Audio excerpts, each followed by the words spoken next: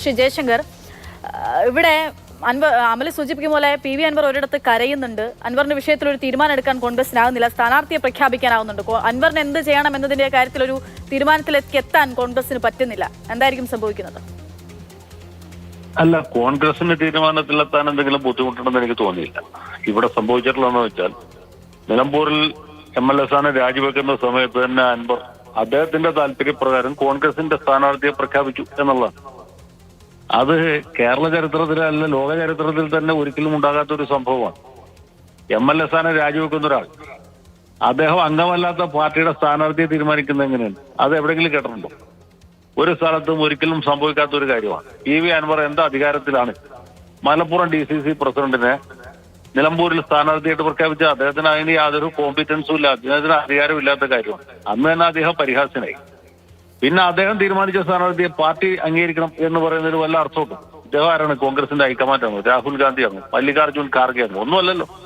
അദ്ദേഹം ഒരു PV അൻവറാണ്. അത് കഴിഞ്ഞ് അദ്ദേഹത്തിന്റെ മറ്റ് നടപടികളൊക്കെ നോക്കുക.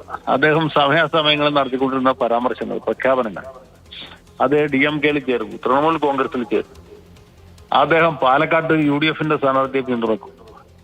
അതേസമയത്ത് ചേലക്കരയിൽ സ്വന്തം സ്ഥാനാർത്ഥിയെ നിർത്തുകയും ആ സ്ഥാനാർത്ഥിയെ UDF പിന്തുണക്കണം എന്ന് ആവശ്യപ്പെടുകയും ചെയ്തു. ഇങ്ങനെ ഒരു നേതാവിന് ഏതെങ്കിലും ഒരു പാർട്ടിക്ക്, ഏതെങ്കിലും മുന്നണിക്ക് ഉൾക്കൊള്ളാൻ കഴിയും?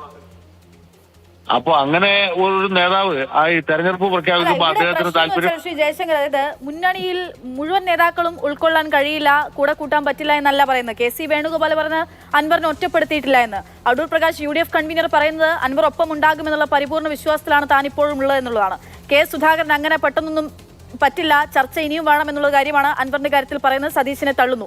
ആകെ സതീശൻ മാത്രമാണ് ഇവിടെ ഒരു ശക്തമായിട്ടുള്ള രീതിയിൽ, അല്ലെങ്കിൽ അൻവർ പറഞ്ഞ പോലെ അൻവറിന്റെ മുഖത്ത് ചെളിവാരി എറിയുന്ന തരത്തിലൊരു പ്രതികരണം നടത്തിയിട്ടുള്ളത്. കോൺഗ്രസിൽ ഒരു കൺഫ്യൂഷൻ ഉണ്ടാകുന്നുണ്ടോ എന്നുള്ളതാണ്.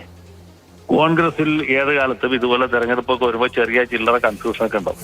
AICC പ്രസിഡന്റ് ഒപ്പിട്ട പട്ടിക മാറ്റി രണ്ടാമത് വേറെ പട്ടിക ഉണ്ടാക്കിയ പാർട്ടിയാണ് കോൺഗ്രസ്. കോൺഗ്രസ് പാർട്ടിയിൽ ഏത് കാലത്തും ഇങ്ങനെ ഉണ്ടാവും. ഇപ്പോ തൃക്കാക്കരയിൽ നിർണായകമായ ഉപതെരഞ്ഞെടുപ്പ് നടക്കുന്ന സമയത്താണല്ലോ KV തോമസ് എന്ന് പറഞ്ഞാൽ മുതിർന്ന നേതാവ് കോൺഗ്രസ് വിട്ട് മാർക്സിസ്റ്റ് പാളയത്തിൽ ചേക്കേറിയത്.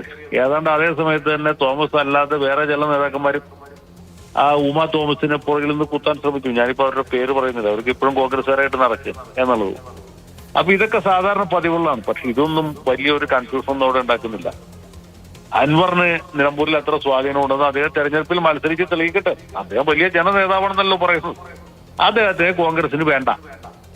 കോൺഗ്രസിന് വേണ്ടെങ്കിൽ അൻവറിന് വേണ്ട. അൻവർ ഈ കഴിഞ്ഞ ദിവസം കൂടി ആര്യാടൻ ഷൗക്കത്തിനെ കുറിച്ച് വളരെ അപകീർത്തികരമായ പരാമർശങ്ങൾ നടത്തിയ ആളാണ്. അങ്ങനെ ഒരാളെ UDF-ന് എങ്ങനെ പിന്തുണക്കാൻ കഴിയും?